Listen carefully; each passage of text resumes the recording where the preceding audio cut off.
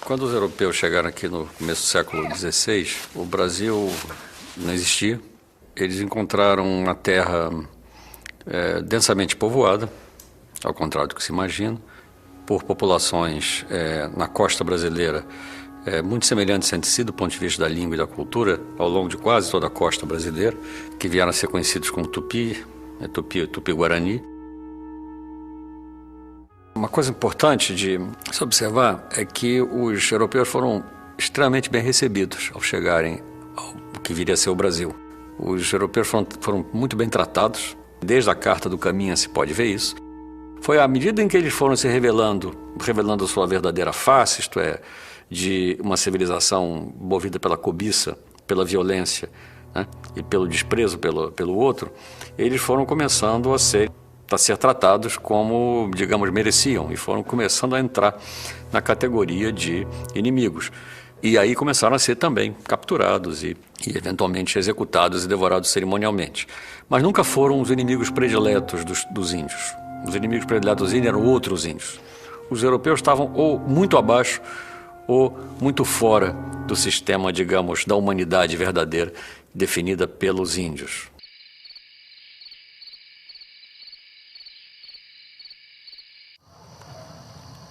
Come. Você precisa se alimentar. É mingau. Não quero mingau. Você precisa comer. Tem milho, mandioca. Você quer? Eu quero que você me solte. Eu preciso ir embora. Preciso ir embora. Por que vocês estão fazendo isso comigo?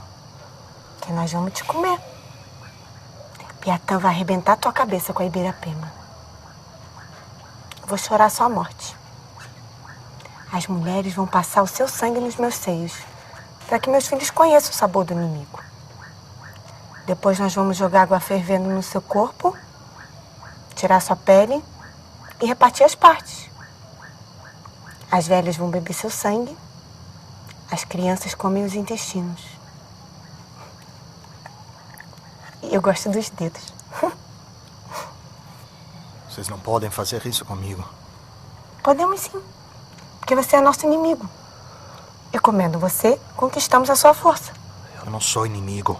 Quantas vezes eu preciso repetir isso, pelo amor de Deus? Eu não sou francês. Eu não sou Maír. Eu sou alemão. Eu sou amigo de português. Amigo de Peró.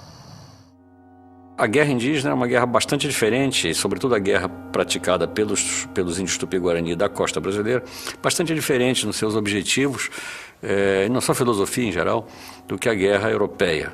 Em primeiro lugar, era uma guerra cujo objetivo não era principalmente territorial, não era principalmente de conquista territorial, mas era motivado por um outro tipo de lógica mais próxima da lógica do duelo, da vingança e da vendetta e da busca de glória, da busca de honra. Os índios que habitavam a costa brasileira, os da família Tupi-Guarani, tinham a antropofagia como um elemento fundamental do seu complexo ritual. De um complexo que era ao mesmo tempo ritual e guerreiro. Então o que você tinha era uma antropofagia guerreira, isto é, os Tupinambá comiam ritualmente os seus prisioneiros de guerra. Então eles não comiam qualquer pessoa e não comiam porque estavam com fome. Eles capturavam, executavam e devoravam cerimonialmente os prisioneiros de guerra. Mas a guerra enquanto tal, a guerra e a execução cerimonial dos prisioneiros eram temas absolutamente vitais para a constituição da pessoa tupi. Era um rito de passagem, era um rito de acesso do adolescente à idade adulta. Um homem só podia casar depois de ter morto um prisioneiro cerimonialmente. Portanto, o homem só podia ter filhos, oficialmente, depois de ter morto um prisioneiro. Ou seja, a própria reprodução física da sociedade, nesse sentido, dependia desse sistema ritual de captura e execução de prisioneiros de guerra.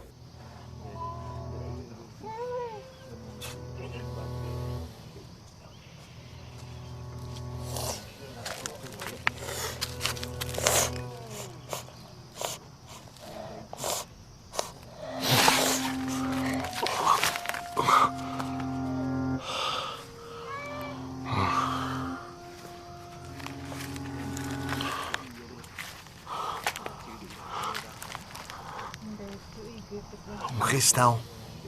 Um cristão! Obrigado, meu Deus. Obrigado por mandar um cristão para me salvar desses infiéis. Por esse milagre eu te agradeço.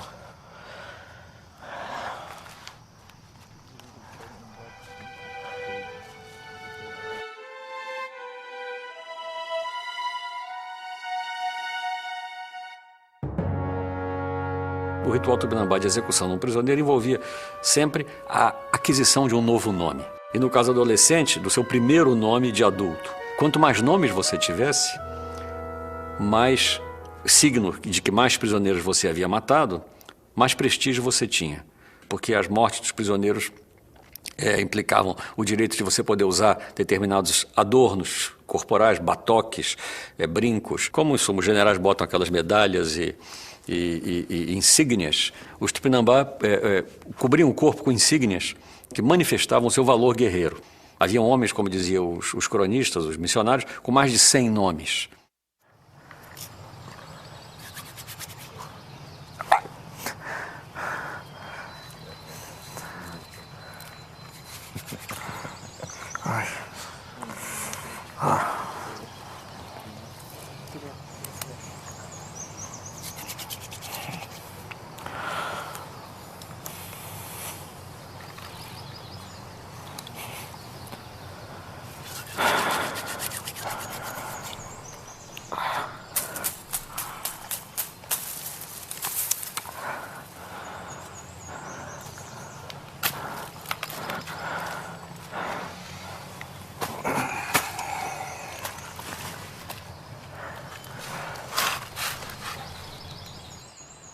Sou Pero Dias, de Lisboa. Franz Hessen, de Bremen. Bremen? E o que faz um alemão assim, tão longe de casa? Sou artilheiro, lotado no feito Rio de Cabo Frio. Mas estavas a léguas de Cabo Frio quando te encontraram. Eu e meus companheiros estávamos caçando, nos perdemos. Péssima região para se perder. Infestada de tupinambás, povo cruel, violento. Bem diferente dos tupiniquins. E pior, amigados com os franceses canalhas. Por acaso os teus amigos não seriam franceses? Seriam? Franceses? Não, de modo algum. Sou aliado dos portugueses. Aliado. Pero. Há meses eu tento convencê-los, mas eles não acreditam. Eu tento convencê-los de que eu não sou francês, de que eu sou aliado dos portugueses. Podem me ajudar a convencê-los? Certamente. Elas são... Minhas mulheres. Há quanto tempo está entre os selvagens? 8 anos. Pouco mais ou menos. E o que veio fazer nessas terras? Culpa do amor. Apaixonei-me por uma bela e pura jovem em Lisboa. Pouco tempo depois, nos casamos. O problema é que eu já era casado, então... Fui condenado ao degredo, bigamia. Mas entre as selvagens, encontrei o que tanto buscava. Preciso de ajuda. Direi a eles que és um aliado. Deus seja louvado.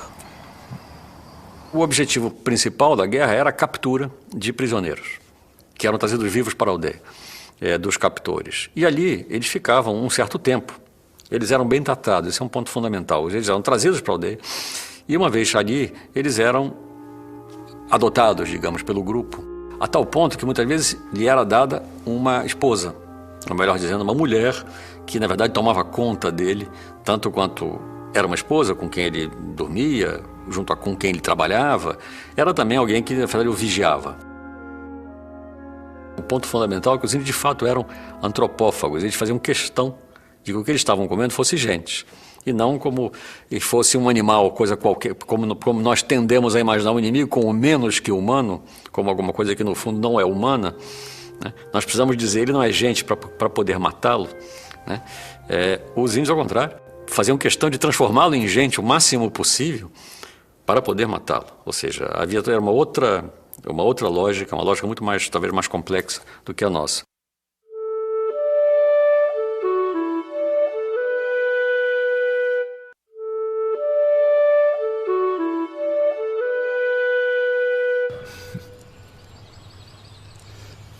Mas eu estava cá a pensar, se te livro de seres devorado, é óbvio o teu lucro. Mas o que eu ganho com isso? Deus há de te recompensar por ter ajudado um cristão. Deus não tem influência por estas terras. Tire-me daqui e eu te levo de volta a terras civilizadas. Não desejaria retornar a Portugal? Olha bem, parece a ti que não me agrada a vida que levo? Isto aqui é o verdadeiro paraíso na terra. E sem falar do clima. Nem quente, nem frio. É perfeito. Peça ao Quanti será tua. Eu te faço um homem rico. Sabes quem é rico por estas terras? Aquele que tem muitas penas de pássaros. E no mais, toda a expedição portuguesa que por cá atraca pede o meu ajutório. Tenho mão de obra farta para carregar o pau-brasil e muito mais. Queres uma anta? Te consigo por 2 tesouras. 30 patos custam 2 espelhos e 5 anzóis. Preferes galinha? Te consigo 100 por 30 cunhas e 10 facas. Mel. Mel é barato. 25 cabaças de mel em favo custam 30 cunhas e 10 facas. Os nativos ficam felizes com as miudezas e eu ganho bem. Muito bem.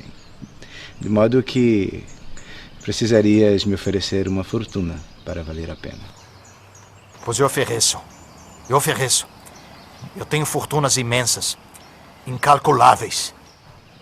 Estão aí contigo? Eu não consigo ver nada.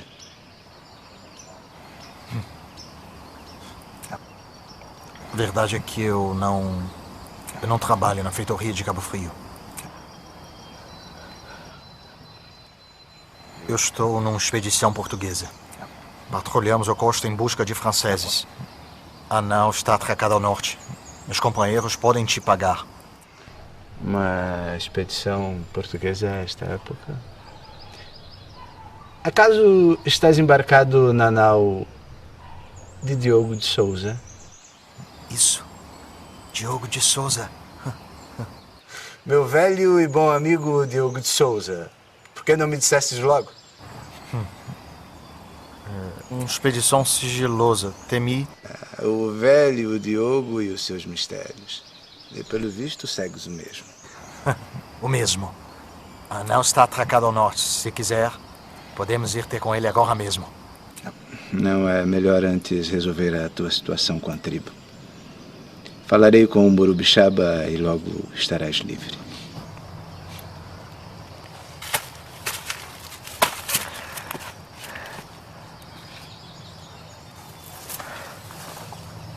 Senhor, protegeu-me até agora. Continua meu protetor. Das profundezas do infortúnio, rogo por ti. Me ajuda a sair dessa desgraça para um final bem-aventurado.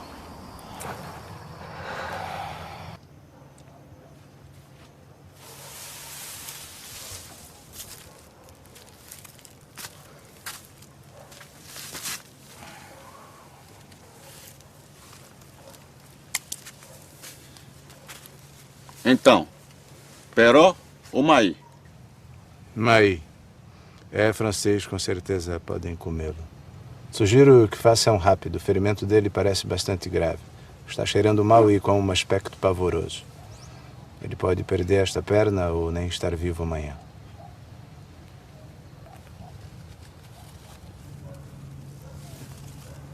Cacador?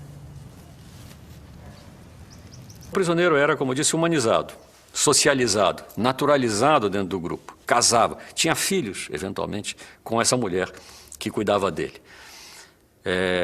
Mas chegava um momento em que ele devia ser executado.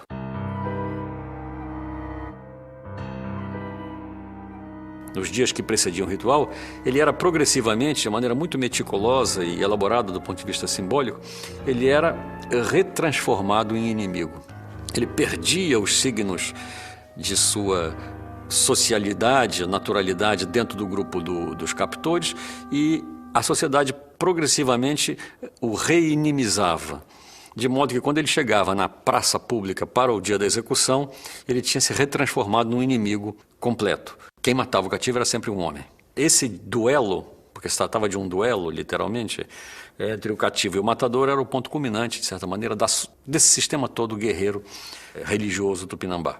Um jovem prestes a se iniciar e um prisioneiro prestes a morrer. Era um diálogo mais ou menos estilizado entre o prisioneiro e o matador, em que o tema era a vingança. O executor perguntava: você é o fulano da tribo tal que matou e comeu nossos parentes? Aí o prisioneiro deveria responder: sim, sou eu, estou aqui, vou morrer como um homem, você pode me matar porque os meus parentes vão me vingar.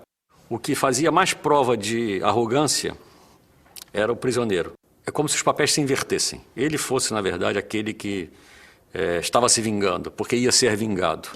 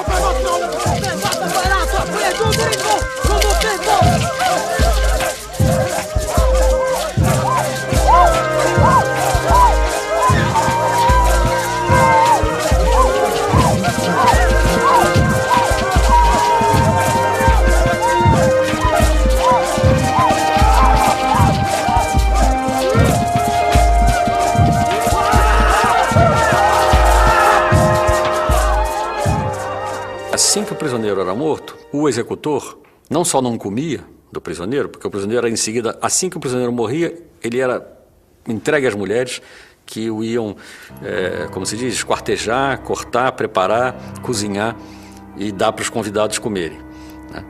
Eu lembro que havia, como eu disse, milhares de convidados, e às vezes era um prisioneiro só, ou seja, a quantidade de carne não chegava a ser exatamente, não se tratava de um churrasco, ao contrário, era uma coisa, do ponto de vista substancial, alimentar, absolutamente insignificante. O importante era o valor simbólico, era muito mais parecido com a Eucaristia nesse sentido, mal comparando, ou talvez nem tão mal comparando assim, do que com um churrasco doméstico. A ideia de que esse processo deveria ser interminável, né? Porque a sociedade toda se movia, andava em torno dessa cerimônia, né? É ela que fazia o tempo, de certa maneira, andar para frente. Eu precisava matar um inimigo para poder ter filhos, meus filhos que vão me vingar quando eu for morto na guerra, e assim o processo ia andando. Você prometeu que ia me salvar. Meu grande amigo Diogo de Souza morreu faz 3 anos. Eu vou morrer, mas os meus aliados vão vir me vingar. Os franceses e os tupinambás vão matar e devorar cada um de vocês!